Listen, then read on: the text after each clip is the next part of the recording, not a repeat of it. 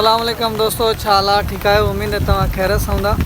सो दोस्तों अल्हम्दुलिल्लाह सीज़न 2024 जो पहिरियों बारिश तो मुझे गोठ में अल्हम्दुलिल्लाह तमाम बेहतरीन ज़बरदस्त ये तव्हांखे ॾेखारियां थो।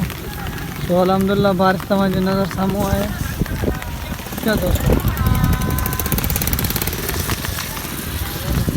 तो ही अॼु जी बरसात अल्हम्दुलिल्लाह तमाम बेहतरीन बरसात वसे पई ऐं हिनखे असां भी इंजॉय कयूं पिया। सो अल्हम्दुलिल्लाह तव्हांखे भी कोशिशि करे इंजॉय करायूं।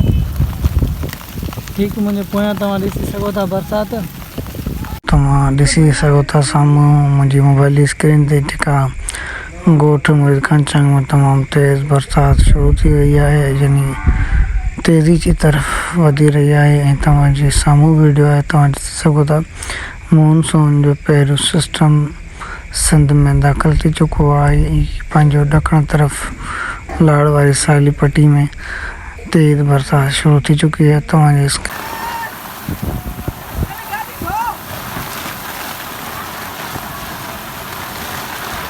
बरसात तव्हां ॾाढी इंजॉय पिया कयूंसि ऐं हीअ बरसात तव्हांजे नज़र साम्हूं आहे। तमामु तेज़ बरसात थी हले, तव्हां हिनखे इंजॉय करे सघो था। ऐं मां ॾाढी मुश्किल सां वेठो आहियां, यकीन कयो।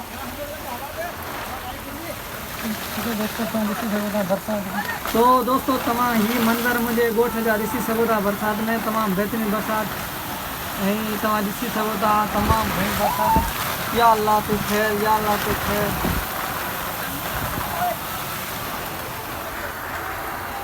सो दोस्तों तमाम हालत ख़राब लगी पई है बरसात मुझे ठीक पोयां ॾिसी सघो था। ठीक है दोस्तों, ऐं मां तव्हांखे ॾेखारियां थो ही बरसात वसे पई। ठीक है दोस्तों।